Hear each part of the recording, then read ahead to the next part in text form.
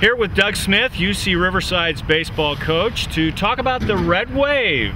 The 25 years since minor league baseball came back to town, and you were on campus here at UCR then, and the Red Wave basically took over this ballpark. What do you remember about that? I remember the Red Wave being a really good thing for college baseball and for youth baseball in our town, because we had professional baseball here, 70 games a year. For us, it was a joint venture where we shared the facility with the pro club, and for me personally, it was a great opportunity to get down on the field with pro coaching staffs and be able to throw BP and get a chance to interact with them and see what they were doing. So I remember it fondly. I wish we still had it. Yeah.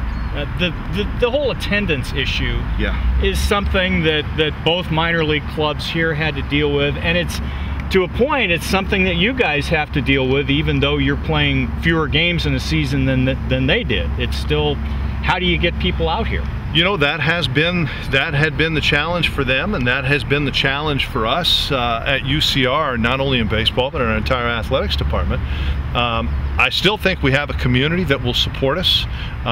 We just haven't found the right message, or it hasn't been resonated correctly yet, but I believe it's out there, and I believe that support can be found if we just kind of keep grinding away at it. I think we can wear it down.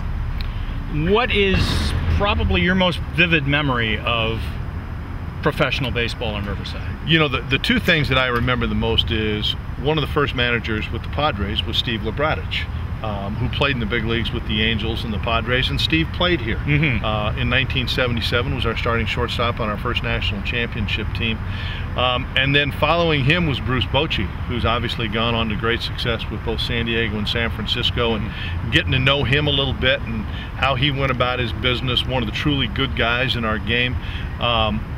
Being around those two guys was really fun. And I think the other thing is, if you're a true baseball junkie like you are as well, you just appreciate the day-to-day of baseball. You just got to go out every day for 140 days and play, and there's some almost romance to that if you're a true fan.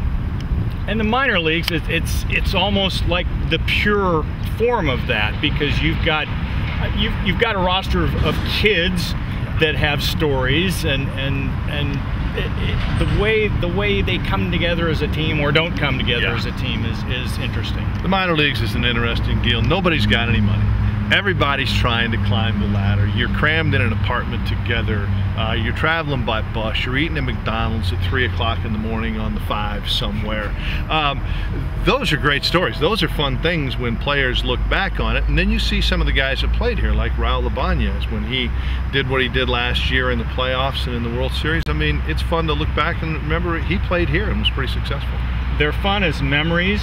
When you're going through it, maybe eating at Denny's 7 days a week isn't so much fun, but hey. Yeah, the $12 meal money doesn't go very far in those days. Well, what was the old line? You can either eat half as well or half as much. Right, exactly. Doug Smith, thank you. My pleasure, Jay.